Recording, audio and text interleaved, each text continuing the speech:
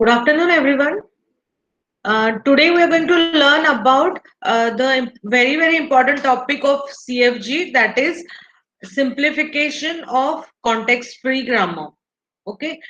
The today's learning objective is to understand some of the steps of simplification of context-free grammar. Okay, a grammar is designed by a designer. Now it is given to the tester, and the designer is going to simplify the grammar after observing the design. The designer or the tester is going to simplify the given context-free grammar. Okay, simplify means whatever the variables that are used in your grammar when you design the grammar, try to use the less number of variables. Okay, like in data structures and analysis of algorithms, you must have studied that whenever you want to write down any efficient algorithm, if your algorithm takes less number of time, means if the algorithm is executed in less amount of time, then it is an efficient algorithm. Even if the algorithm is taking less amount of space to store, it is also a efficient algorithm. Similar to that, whenever you design the context-free grammar, if your grammar contains less number of variables and less number of production rules, then it is called as a simplified grammar. Okay, so it is similar to that. And simplification of context-free grammar is the very important concept, because it is going to be used in the rest of the lectures, where we are going to convert the given grammar into some other format, such as CNF, that is Chomsky normal format, or a Grayback normal format. Okay, so in this particular chapter, there are multiple topics, such as which are remaining are simplification of the context-free grammar and normalization of the context-free grammar. And in the normalization, there are two techniques, that is context-free Chomsky normal form and Grayback normal form. Okay, I'll just quickly revise again whatever I said just now.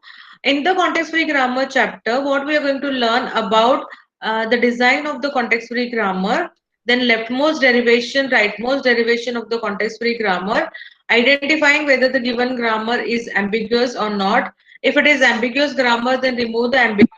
Okay, this portion is done. The next topics are simplification of the context-free grammar and conversion of the given grammar to Chomsky normal form or Grayback normal form.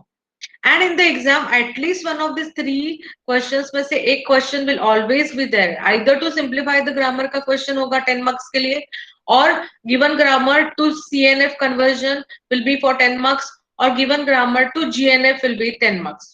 So either one of these three, one question will always be there in the paper for 10 marks. That a given grammar is given to you and you have to simplify, or given grammar is given to you, you have to find out CNF. Given grammar is given to you, you have to find out GNF. And for all these three things, the first step is to simplify the grammar. Okay, so simplification of the grammar is the most important topic, and you need to be expert in doing the simplification of the grammar. It's very easy. If you understand properly, you will be able to learn it or understand it exactly how it is to be done. Okay, so I'm going to divide this topic into number of steps, and for every step we will practice some of the sums, and then we will do the complete problem of simplification. Okay, so listen to this lecture and next 2-3 lectures to understand the simplification of context-free grammar. Okay, so let's see what is meant by simplification. As we know that the context-free grammar is the type 2 grammar. Okay, the grammar is a set of rules for forming the correct, syntactically correct sentence for a given language. Your language is a formal language in the sense of computer, and the grammar is combination of 4 elements: VTPS, where V is a set of variables, capital letters; T is a set of terminal symbols, small case letters; P is a set of rules, and S is the starting symbol. And the rules are of the type: capital A generates alpha, where capital A is a single variable and alpha is the combination of variables and terminals. Okay, now this grammar is there. You have to simplify the grammar. This is the example of a context free grammar: A raised to n, B raised to n. Always remember this example. For that, I want to have number of A's equal to number of B's. So I may draw a parse tree to visualize this. So I may start with the starting symbol S. I may have a left A and the right A. And then again, I may have a left A and the corresponding right A. So S is represented with respect to S, and always recursion is there. To stop the recursion, I'll say that S is equal to AB. Now here three A's and corresponding three B's are generated. And if I have to write the rules, I'll say that my S is equal to ASB. So S is represented in the form of S. And to stop the recursion, always have to write down the condition that my S will be equal to AB, because here N is greater than or equal to 1. Okay, so this is always for context free grammar. Remember this by heart. Okay, no need of by hearting. You will understand, and automatically you will be able to remember this. Now, what is meant by simplification? For simplification, we have to eliminate useless symbols and useless production rules. So, what are the symbols in our grammar? These variables are the symbols. Capital letters are the symbols, and small case letters are the symbols. So, V and T are the symbols. Okay, so now we have to simplify the grammar. What do you mean by simplification? We have to remove the useless symbols. So the symbols from V or T, which are useless, which are not used, or even if the symbols are not present, the grammar is going to work properly. These are redundant symbols. So we can remove the symbols to simplify the grammar, like minimization of DFN. And even we have to remove the production rules which are not used. So these are not, so we have to remove from V, we have to reduce the variables of V, we have to reduce the variables of symbols from T, we have to reduce the number of production rules, and then we can say that the grammar is simplified. Okay, so it's very easy to remember. What is meant by simplification? You know G is equal to VTPS. So reduce V, reduce T, and reduce P. Which are useless, remove them. Useless symbols, useless production rules, remove them, and then you get the simplified grammar. Okay, so now how to do this? There are multiple steps of simplification of grammar. Okay, so what are the steps of simplification of the grammar? First step is to remove the null productions. Okay, so remember, we start from production, we start from P. Okay, remember null productions. The first step, you have to follow the sequence. Whatever the sequence I'm telling you, you have to follow the sequence. You cannot change the sequence. First step is to remove the epsilon production.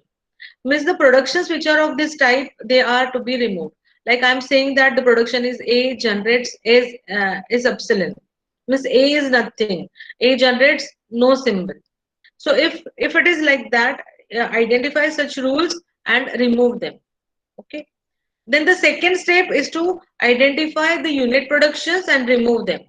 Okay, so for example, in your grammar, suppose you have the rule as A generates B. So it is a unit production. Means at the left hand side there is a single variable, and at the right hand side there is a single variable. And what is the meaning of this rule, this production rule?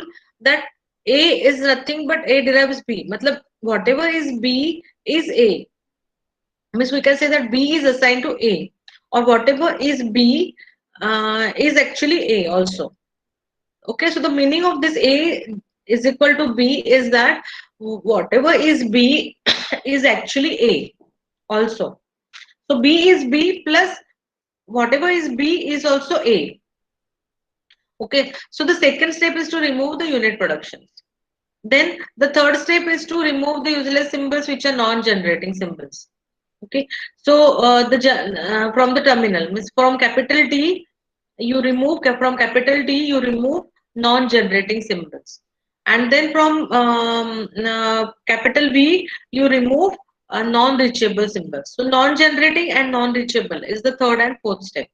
And remember, you have to follow all these four steps. You cannot perform non-reachable before null productions or non-generating before null unit productions.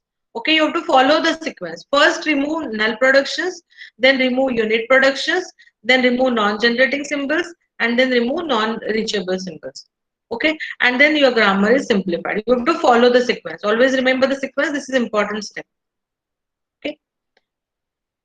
Now, so how I'm going to plan to teach you this particular topic is that first I'll teach you how to, we will solve some of the practice problems to remove epsilon productions. Then we will solve some of the practice problems only to remove unit productions. Then we will solve the problems for non-generating, and then we will solve the problems of non-reachable. And then we will take a big example. And in that example, we will simplify the grammar. Okay. So directly, I'm not asking you to simplify the grammar.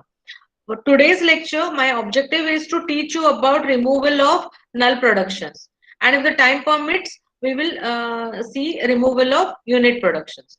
So either one or one and two we will try to complete or to learn today. And in the next lecture, we will learn these two topics, third and fourth step. And then we will solve the problems of simplification, which will have all four steps.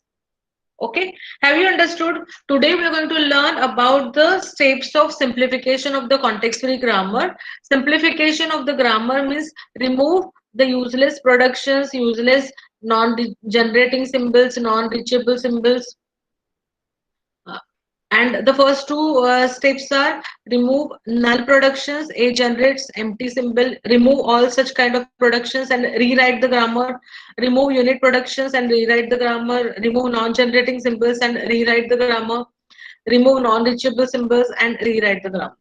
Okay, so this way we are going to follow for today's lecture. Today's lecture is about first removal of null productions. Okay, so let's see the problem here.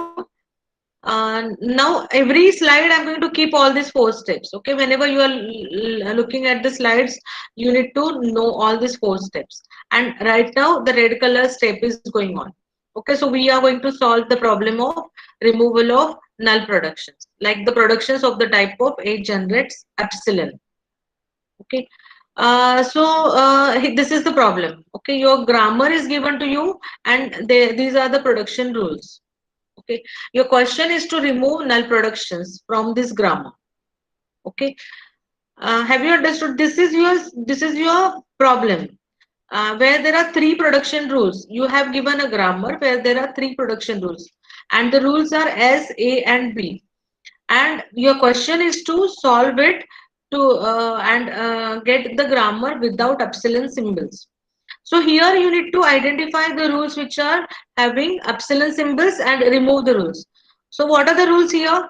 A generates epsilon and B generates epsilon. Okay. So the first step for solving such problem is that identify null productions. So what are the null productions? There are two. A is equal to epsilon and B is equal to epsilon, which are directly given. Okay. Now these are the null productions which are directly given. So because of this, it may happen that any other variable is also becoming epsilon. So that is indirect null production. This is a direct null production. A is equal to epsilon is a direct null production. B is equal to epsilon is a direct null production. But because A and B are epsilon, it is possible that something else is also epsilon. So that is called as identifying indirect productions, null productions. So that is the next step. So in the next step, you have to identify indirect null productions. That is means you have to identify nullable symbols. They are called as nullable symbols. The symbols which can be nullable, which can have the null value. Okay, that is called as nullable symbols. So because A and B are null, it is possible. There is a possibility that some other variable is also null. Okay, so we need to identify that. So how to identify that? Go through all the variables. There are only three variables, and A and B are already epsilon in our problem. So only the variable that is remaining is S. So look at all the rules of S. Now for this S, there is only one rule. And what is that rule? S is equal to ABA. And now we know okay, A is epsilon and B is epsilon. So we assume that suppose both of them that they are null. So what will happen about X? S will also will become epsilon epsilon epsilon. If all if A and B both are epsilon at the same time, it is a possibility that A may be epsilon or may not be epsilon, B may be epsilon or may not be epsilon. So if A and B both are not epsilon, then S will be ABA. But if only A is epsilon, then S will become B. If S will become AB or BA or only B. If A is epsilon, there is a possibility that this A is epsilon, but this is not epsilon. So what are the possible options of for S if A is epsilon? If A is epsilon, S can be either AB or BA or only B if both the A's are epsilon. Okay. And now if B is epsilon, then S will be A and A. Okay. And if both of them they are epsilon, then S is going to become epsilon, epsilon, epsilon. So we can say that if A is epsilon and B is epsilon, S can also be epsilon. There is a possibility that S can also be a null value. We also have null value. So then we have identified the nullable symbol, that is S is equal to epsilon. Okay. So have you understood? Now you forget about all this, all the other explanation. The given grammar, you identify the direct epsilon productions. A is equal to epsilon, B is equal to epsilon. And now you can revisit your grammar, check that if A and B both are epsilon, then what can be the value of S? Can S become null? And it is possible that if all A and B are epsilon, then there is a possibility that at some moment S can also become a null value. So S can also generate epsilon. Okay, so this is the indirect null production. So we have also identified that S can also become epsilon, and now there are three nullable symbols. In our problem, there are three nullable symbols. A is nullable, B is nullable, and S is also nullable. Okay, so we have identified that. That is the next step. Now then you have to rewrite the grammar. Okay, remove them, remove these epsilon rules and rewrite the grammar. Okay, so what we will do is that first we will write the grammar without epsilon. Okay, so we are going to take all the rules which except epsilon. Okay, so here we are taking all the rules without epsilon. S is equal to ABA, A is equal to small a, B is equal to B, and we are not considering epsilon. So I'm on the blackboard. I'll just write it here by putting a line over here. I will write here the nullable symbols, and then I will solve it here horizontally. But here, for animation purpose, I'm solving it in the vertical manner. So what I'll do is that after that, whatever the rules I have removed, I will write it here. Okay, in the next step, I will say that my A can be epsilon. Okay, I've got three nullable symbols. Okay, and remember the trick for solving all these simplification problems is that you don't start from S. You have to start actually from the lowest variable. Okay, these all these three rules have the sequence. Like this is the first rule, second rule, and third rule, and we number them as the first variable as S, second variable as A, and third variable as B. So always, most of the time, here I am taking A for the first, but what you make is that you start from the last variable always. So start from B is equal to epsilon, then A is equal to epsilon, then S is equal to epsilon. So always for solving the problems, you start always from the last variable. Okay, but for null productions, I am going to I have actually solved the problems. So I've started from A, B, and then S finally. Okay, so this way also you can do, and it will not be an error. But for unit productions, you will have to start from B. Then it is very simple to solve the problem. Otherwise, you can solve in any sequence, but it becomes tough to solve the problem. Okay, so what I'm doing is that I'm skipping S for the first time. I'm starting with A, B, and then at the end S. Okay, for null productions.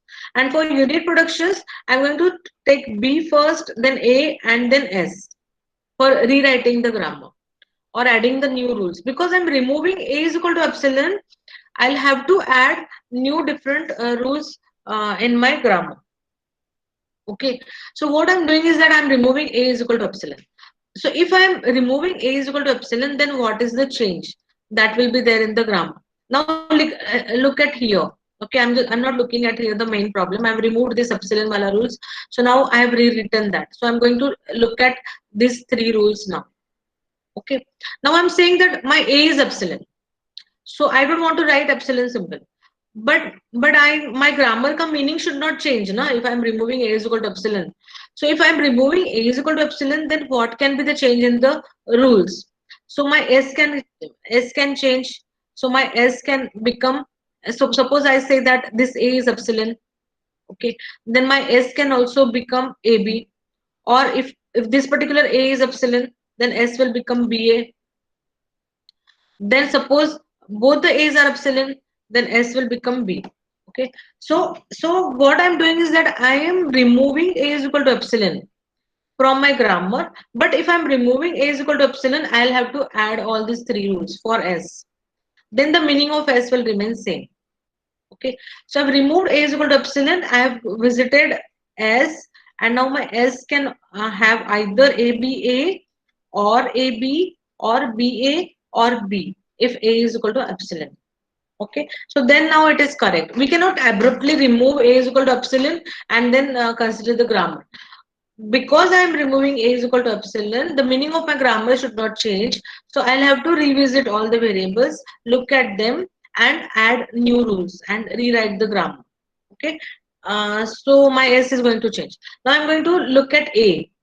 Okay, what are the possibilities of a? Suppose a is epsilon, a will become epsilon. So if it is epsilon, then my a is also going to change. So a can also be a small a. Okay, and now this is done. Now go to the next variable. Here there is no a, so I don't have to do any change here. Okay, so with the removal of a is equal to epsilon, these are the new production rules which I will have to add in my existing grammar. Okay, so my existing grammar will have all these rules plus these rules because I'm removing a is equal to epsilon. So this you have to repeat for all the nullable symbols. Now I'm going to take the next nullable symbol, that is b, from this list. So now b is equal to epsilon. Now with b is equal to epsilon, now this is my existing grammar, all these rules. This 3 plus this 4. Total 7 rules are there. Okay, now the total 7 rules are there. So for b is equal to epsilon, I have to see all the 7 rules. I have to observe this all the 7 rules. And I have to rewrite the grammar or add new rules. Okay, so I'll start from here for the first rule. My b is equal to epsilon. So if b is equal to epsilon, then this will become epsilon. So s will become double A. Okay. Now for the second rule, a is equal to small a, capital A, b is not there. So there is no change. Then go to the next room. So if my b is epsilon, then this b will become small b. Okay. So a new rule is added. Then go here, fourth rule. If b is epsilon, then s is going to become capital A. So write that. Okay. Now go to the second rule. If my b is equal to epsilon, then it is capital A. So it is the same one. Just now I have written down s is equal to capital A. So here also it is becoming the same. And here it is epsilon. So s is equal to epsilon. Because of that only it is nullable. So we don't have to write that. Okay. So I don't have to write anything about it. Okay. So this is done. Now take the next nullable symbol. So now my grammar has 3 plus 4 plus 3. So total 9 plus 4, 13. 13 rules are there. Now take the next nullable symbol, s is equal to epsilon. Now if my s is going to epsilon, so I have to just look at the right hand side here. In the right hand side there is no s. Here there is no s. Here there is no s. S is not there. So there is no change in any one of the rule if s is equal to epsilon. Because s has never occurred at the right hand side. So if s is equal to epsilon, the left hand side is not going to affect. Okay, so there is no rule, no new rule to be added for s is equal to epsilon. So now in my rule, in my grammar, these are the all the rules. Okay, so I can rewrite them as a final answer, and this is my answer for the given grammar without epsilon productions. Okay, so I'm solving the problem of removal of epsilon productions from a given grammar. So this is my original grammar and this is my final grammar, and the final grammar is not having epsilon symbols and this original grammar is having the epsilon symbols. Okay, so now I'm rewriting it.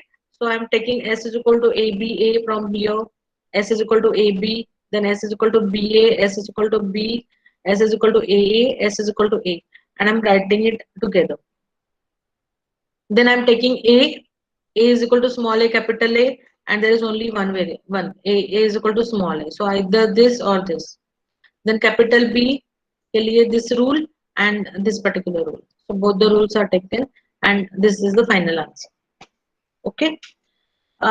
So So have you understood what are the steps here? This is the first step of simplification of the context-free grammar. We are not solving the entire problem. We are just solving the first step now. And we will do the practice of solving the first step. We will do some practice problems for second, then some practice problem for third step, and then fourth step. And then we will combine all the steps together for a particular problem. Okay? Because I cannot teach you all the concepts together at one lecture. Okay, so here the question is to remove the epsilon symbols. This is the original grammar with epsilon symbols, and this is the equivalent grammar without epsilon symbols. And what are the steps? First step is to identify the direct null productions. A is equal to epsilon, B is equal to epsilon. Then you identify the indirect null productions. Because A and B are null or epsilon, S can also be a epsilon because of such a kind of rule. So S is also a nullable symbol. And then all these three are nullable symbols. So if all these three are nullable symbols, you will have to take one by one all of them. While taking them, you take always S at the end. Okay. So I'm taking A is equal to epsilon for the first time. Write the given grammar without epsilon first, and now you forget about this left hand side, all the boxes, and take this A. If A is epsilon, then what can be S? You write down all S values, then all A values, all B values. Then for B is equal to epsilon, write down all S values, all B values, and mm, all B values and all A values. And then for S is equal to epsilon, you write down um, all the values for S, A, and B if it is. But S is not at the right hand side, so there will not be any change. This S is equal to A has come because if your B is epsilon, we were solving this. Like whenever we solve, we have to take the resulting grammar. Okay. Initially, for the first time, we are considering only this grammar. Then we are getting for A is equal to epsilon, we have written down this. So for B is equal to epsilon, we have to consider all these 3 plus 4, 7 rules. Okay, for S, we have to consider 3 plus 4 plus 3 rules to check and then write the final answer. I think you have understood now. Is there any doubt in this? Just write down in the chat box. Have you understood the removal of epsilon production rules? Okay, write down in the chat box your answers. Have you understood this? Okay, so I'm going to solve the problem. I'm going to ask you the questions now, and you will have to write it. Okay, write the answers. I'll ask you the questions. You write the answers in the chat box for the question. Next problem. So the next problem is about the removal of epsilon productions only, and the grammar given is equal to this grammar. S is equal to AB and S is equal to epsilon. Then A के लिए rules are given, B के लिए rules are given. Okay. Now what is the next step? To identify the direct epsilon productions. So what is the direct production rule? S is equal to epsilon. Okay. So identify that, you write it here. Now you identify indirect null productions. So if here S can occur to the right hand side in context free grammar.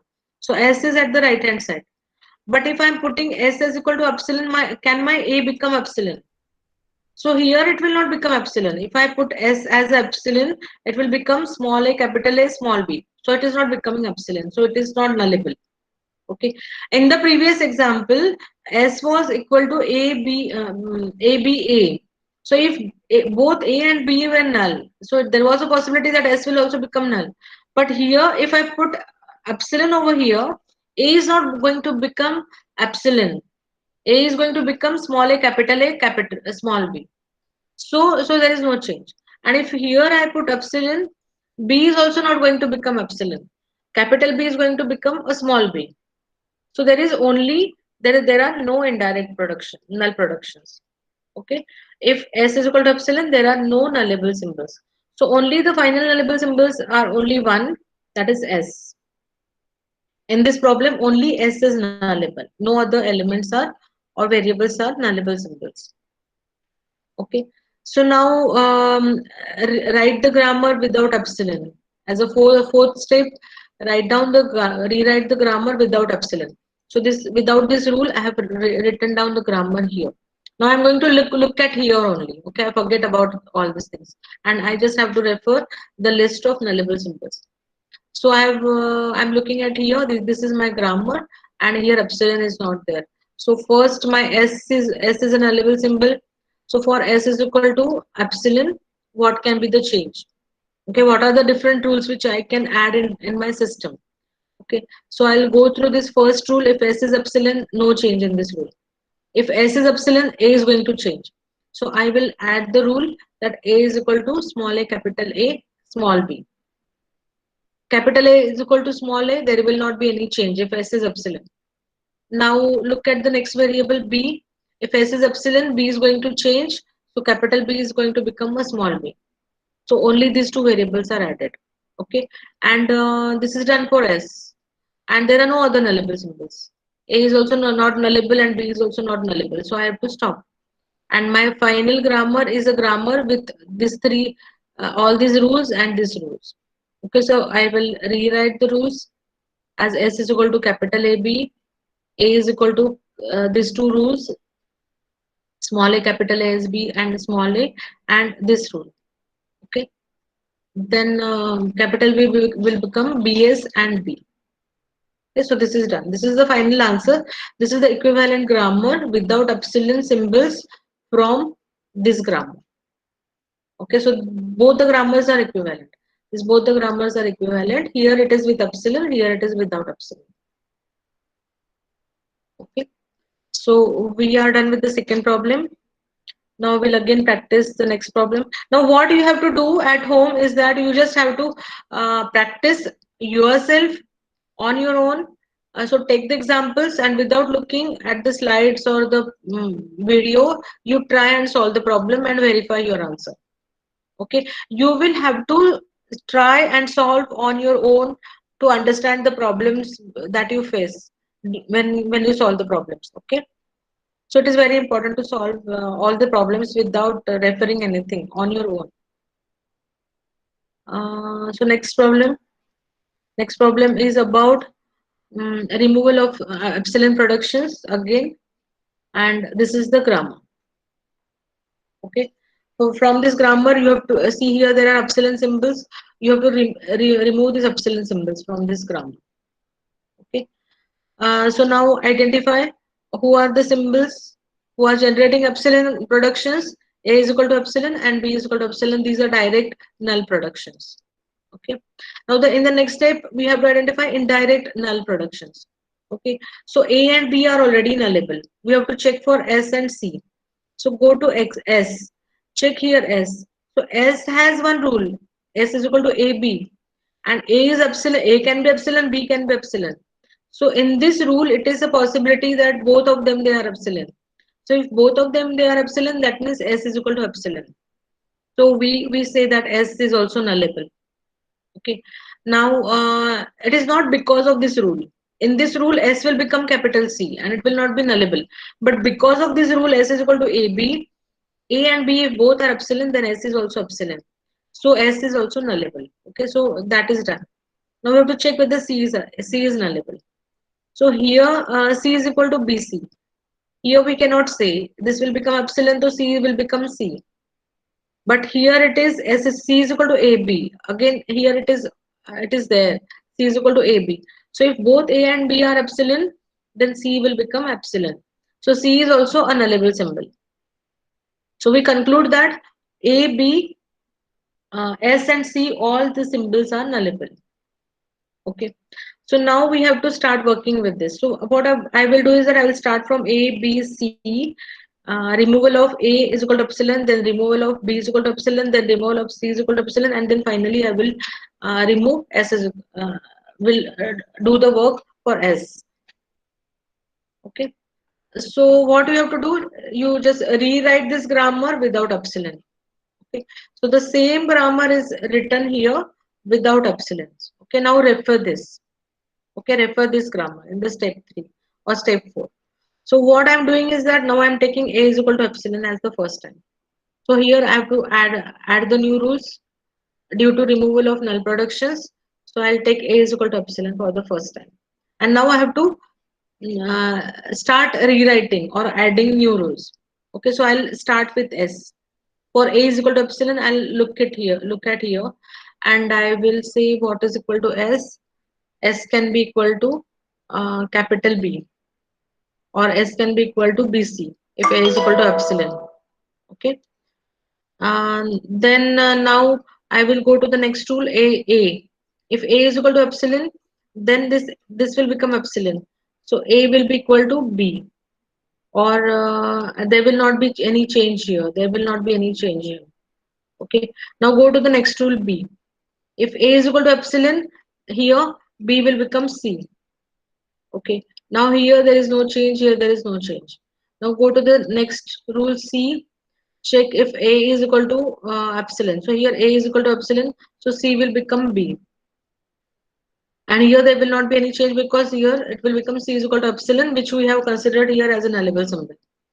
Okay, so we have to leave it. Okay, if it is a unit production, this is called as a unit production. C is equal to A. If it is a unit production, then we don't do anything in the epsilon removal of epsilon. We will do something about it in the unit production. Okay, so here we don't do anything, and even single terminal symbols के लिए we don't do anything, and single variable के लिए we don't do anything for removal of epsilon production because this is a unit production. Okay. So now this is the final thing for A is equal to epsilon. Okay, now take the next symbol from this set, that is B. So B is equal to epsilon.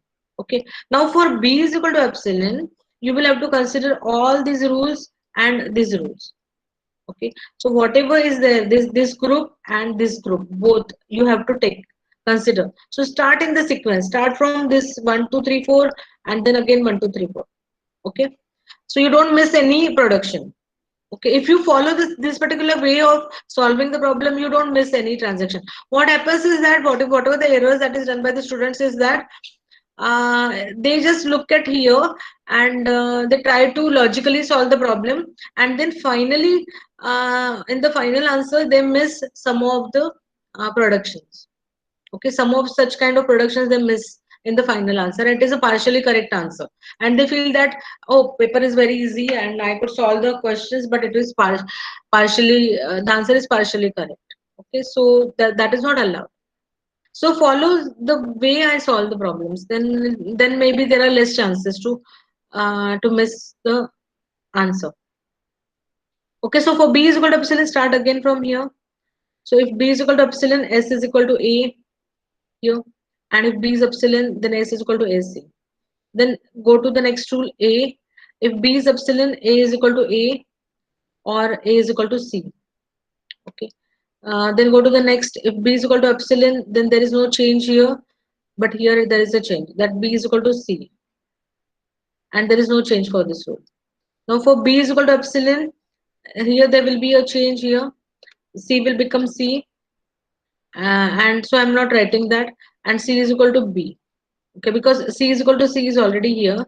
So you can rewrite also. C is equal to B. No, here C is equal to capital A. Here C is equal to capital A actually. This is not B. This is capital A. If B is equal to epsilon, then C will be equal to capital A. Okay, so this is done. Then look at here. If B is equal to epsilon, then S is equal to epsilon, that we are going to consider. If B is equal to epsilon, S is equal to C. Then if B is equal to epsilon, these are the unit production. So don't consider them. Okay, now stop. Now take the next C is equal to epsilon. C is equal to epsilon के लिए now you have to go through all these rules plus this plus this. Okay, so I start from the first rule. C is equal to epsilon, so S is equal to becoming AB. Okay, here if I remove C is equal to epsilon, S is equal to AB. Now here in the second, if I make C is equal to epsilon, A is equal to B. Then here in this line, if C is epsilon, then B is equal to A and B is equal to B. B is equal to A and B is equal to B. Now here if I remove C, there is only one rule here, C will become B. Okay. Now look at here, if C is equal to epsilon, S is equal to B. here. S is equal to B. If C is epsilon, then don't consider this. Now consider this. If C is equal to epsilon, for this rule, S will become capital A. Okay. And then these are the unit productions. All these are A is equal to A is equal to C, B is equal to C, C is equal to A, S is equal to C. All are unit productions. So stop now. Now you have to take it for S is equal to epsilon. Okay. So if S is equal to epsilon, then I have to start from here. But S is not nowhere. It is at the right hand side. S is not at the right hand side. So I have to. I can ignore that. So you just have to write it here. For S is equal to epsilon, there is no change because S is not there at the right hand side in any of the rules. Okay. So now this is your final answer. For S is equal to epsilon, there is no change. And this is your final answer, combination of all these things. So I'm just writing it again. Okay. So I'm looking at S is equal to AB and ABC. I'm writing it here.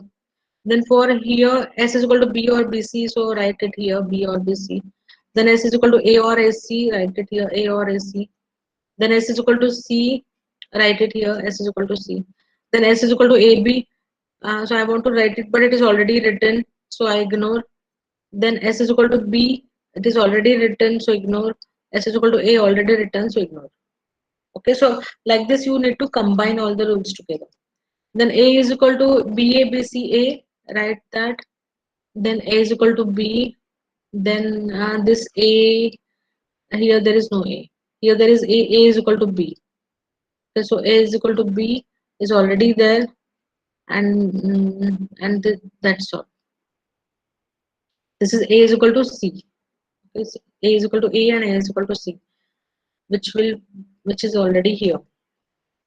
Okay, so this is done,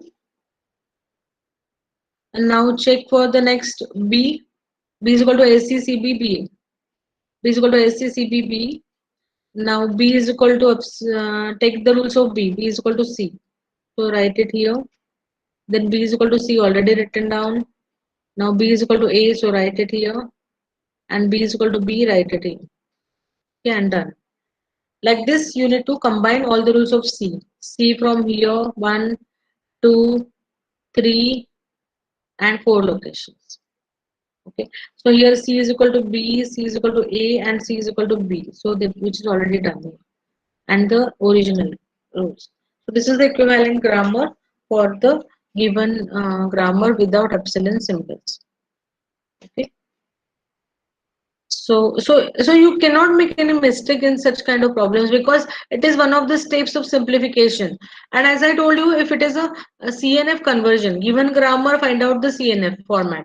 First step of CNF itself has multiple steps, and the first step of CNF is simplification of the grammar. And in that simplification, 4 steps. So you cannot make any mistake at any of the steps because this is entire will become one step for CNF, and then CNF has its own steps, or GNF has its own multiple steps. So every step is very important. Otherwise, final answer is wrong. Okay, so any doubt in this? In epsilon productions, we for if we are removing A is equal to epsilon, we have to identify that in the grammar, if A becomes epsilon, what will be the change in the existing rule, and that you have to add in your grammar. Because we are removing A is equal to epsilon, with respect to that, whatever the changes will happen in the rules, that you have to include in your resulting grammar. That is the meaning. Okay, so let's solve one more problem and then we'll stop for today's lecture.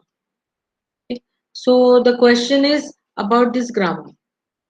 S is equal to ASA or S is equal to ASB or epsilon, and A and B के लिए rules are given.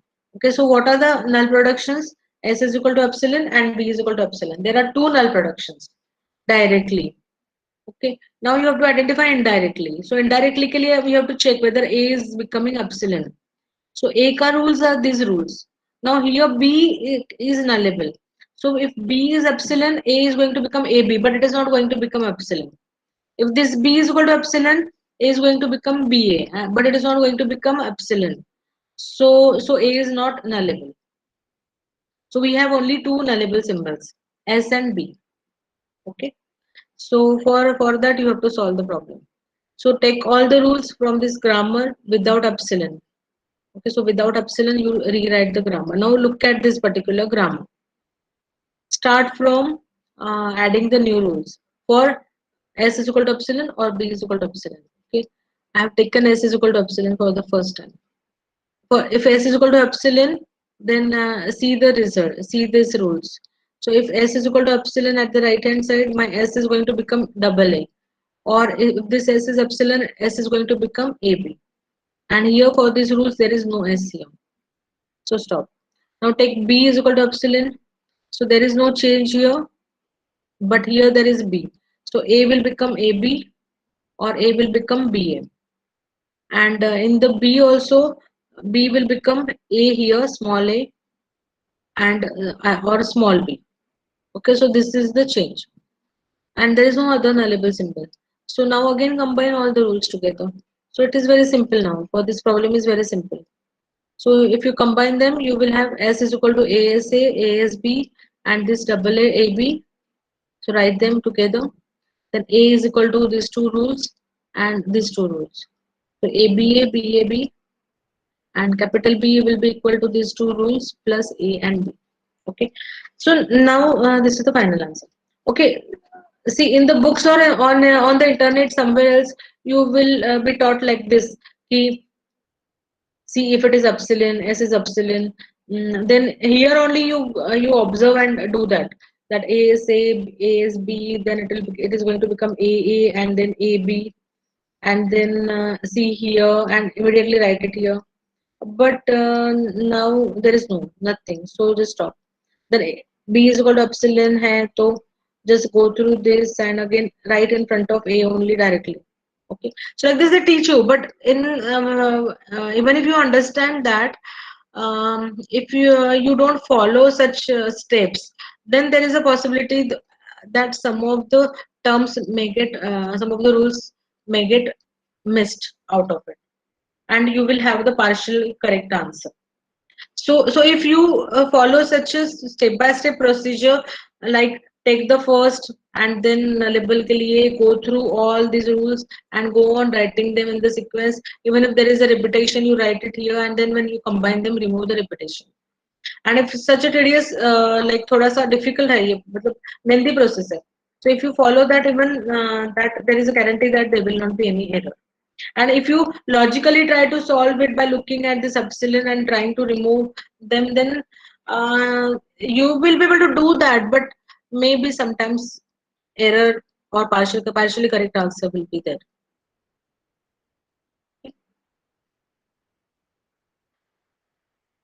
So should we start one more problem? Okay, now the next problem is about removal of unit production. So I will start because the time is getting over. We will solve that problem next time. So I think all of you have understood about removal of epsilon productions from the given context-free grammar. And in the next lecture, we will solve removal of unit productions from a given context-free grammar. Okay. So don't miss the lectures. And so see you